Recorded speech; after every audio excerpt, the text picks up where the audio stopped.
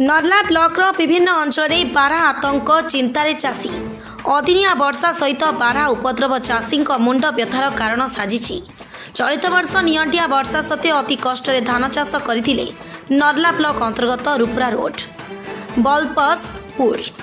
Syria उलीकुपा अंचल चाषी हेले प्रतिदिन राति निकटस्थ जंगल बारा पोल आसी अमल होगा धान बिल पशि पाचिला धान को खाइबा सहित दली मकची नष्ट करुथिबा अभियोग करिसेंती स्थानीय अंचल चाषी। विभागीय अधिकारी उक्त अंचल को जाई क्षयक्षतिर आकलन करने सहित क्षतिपूरण देवा पई साधारण दाबी होछि। नर्ला टू जगतराम साहू सहित दीपक ठाकुर का रिपोर्ट मसीहा न्यूज सर्विस। तो बहुत उपद्रव कर कांदुल के भी मुख चना कौन जिनिस नहीं रखीदे हिसाब से आम के चली पारू किसी गोटे साहाଯ୍य नहीं आम चली पारू किसी अर्थ साहाଯ୍य चाहूँ जी फरेस्ट आज्ञा कहुई फोटो भी पठाई से बरा तो सब घाटी दीचे 3 एकड़ व्यक्ति तो सला आम सका काटो गोटे 5 काटे नहीं सार बारता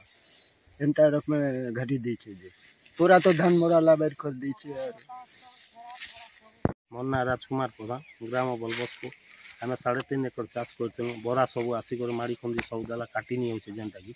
मो फरेस्टर सार को आज कहली जे ऑनलाइन करन आर तापर एटा फोटो टी पठाबे बोली कहिथिले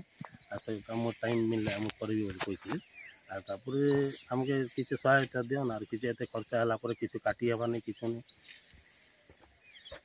आपण मसीहा न्यूज यूट्यूब चैनल को सब्सक्राइब कलेनी कि जदि करिना हंती एबे करिनियंतु एहा सह मसीहा न्यूज रो फेसबुक पेज को और ट्विटर को फॉलो करंतु ता सह मसीहा न्यूज रो ऐप आसी गलानी निज मोबाइल रो प्ले स्टोर रो डाउनलोड करनी।